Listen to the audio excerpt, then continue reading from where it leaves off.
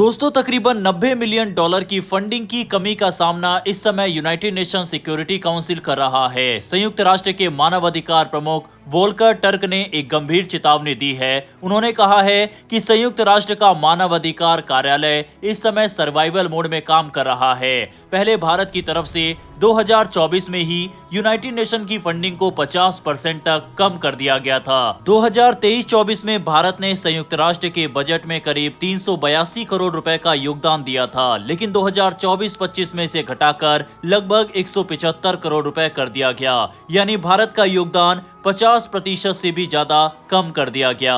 ये कदम सीधे तौर पर भारत की नाराजगी को दिखाता है। इसके बाद ट्रंप ने भी ऐसा ही किया और अब दुनिया भर के देशों की तरफ से जो हर साल फंड दिया जाता है उसमें भारी कटौती की जा रही है। क्या अब यूनाइटेड नेशन की अलग अलग संस्था और यूनाइटेड नेशन बेअसर साबित हो रहा है और दुनिया नए संगठन की तरफ बढ़ रही है? ताजा रिपोर्ट जो सामने आ रही है वह तो इसी ओर इशारा कर रही है। अभी आपने हाल ही में C5 या C7 ग्रुप का नाम सुना होगा। यह इस ओर इशारा करता है कि जल्द ही यूनाइटेड नेशन की जगह एक नया संगठन या नया ग्रुप ले सकता है। भारत अकेला देश नहीं है जो इस व्यवस्था से असंतुष्ट है। जापान, जर्मनी और ब्राजील जैसे देश भी लंबे समय से संयुक्त राष्ट्र के मौजूदा ढांचे को बदलने की मांग कर रहे हैं। दूसरे विश्व युद्ध के बाद बनी ये व्यवस्था आज की वैश्विक सच्चाई से मेल नहीं खाती। उस समय संयुक्त राष्ट्र के करीब 50 सदस्य थे, जबकि आज ये संस्था 4 गुना से भी ज्यादा हो चुकी है। यूएन में हालात ये है कि 300 कर्मचारियों की नौकरियां खत्म करनी पड़ी। फंड की कमी के चलते कई जरूरी काम रोकने पड़े हैं। कोलंबिया, कांगो, म्यांमार, ट्यूनीशिया जैसे देशों में मानवाधिकार से जुड़ी गतिविधियों में कटौती करनी पड़ी है।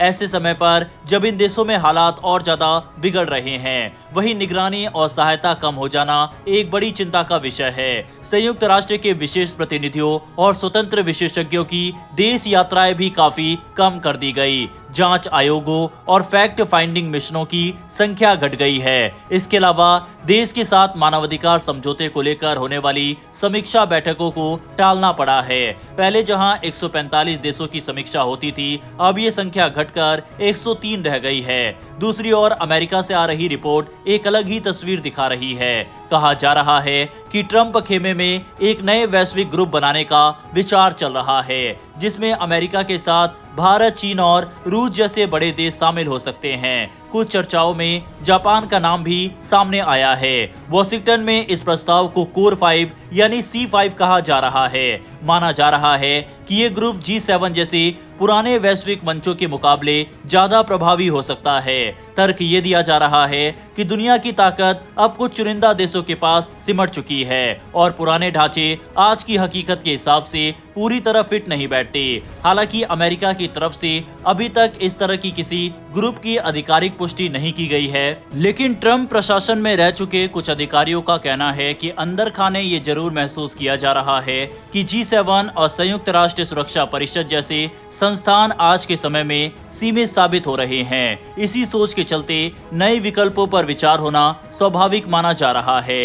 एक्सपर्ट्स के अनुसार ये सोच डोनाल्ड ट्रंप की कार्यशैली से मेल खाती है। ट्रंप विचारधाराओं से ज्यादा सीधी बातचीत और समझौते में विश्वास रखते हैं। उन्होंने अपने कार्यकाल में कई बार विरोधी माने जाने वाले देशों से भी सीधे डील करने की कोशिश की। रूस के राष्ट्रपति पुतिन से बातचीत हो या चीन को लेकर टेक्नोलॉजी और व्यापार से जुड़े फैसले, ट्रंप हमेशा बड़ी शक्तियों के साथ आमने सामने बात करने के पक्ष में रहे हैं। यह सारी चर्चा ऐसे समय पर सामने आई है जब अमेरिका के भारत, चीन और रूस तीनों के साथ रिश्ते आसान नहीं रहे। व्यापार को लेकर टैरिफ विवाद, यूक्रेन युद्ध और वैश्विक राजनीति में अलग अलग रुख ने तनाव बढ़ाया है। खास तौर पर रूस और चीन को लेकर अमेरिका का रुख सख्त रहा है, जबकि भारत के साथ भी ट्रेड को लेकर कई मुद्दों पर मतभेद सामने आए हैं। इसके बावजूद अब संकेत मिल रहे हैं कि हालात धीरे धीरे बदल सकते हैं। भारत और अमेरिका एक द्विपक्षीय व्यापार समझौते को अंतिम रूप देने की कोशिश कर रहे हैं। इसी बीच प्रधानमंत्री नरेंद्र मोदी और डोनाल्ड ट्रंप के बीच फोन पर बातचीत भी हुई, जिससे दोनों नेताओं ने आपसी रिश्तों के साथ साथ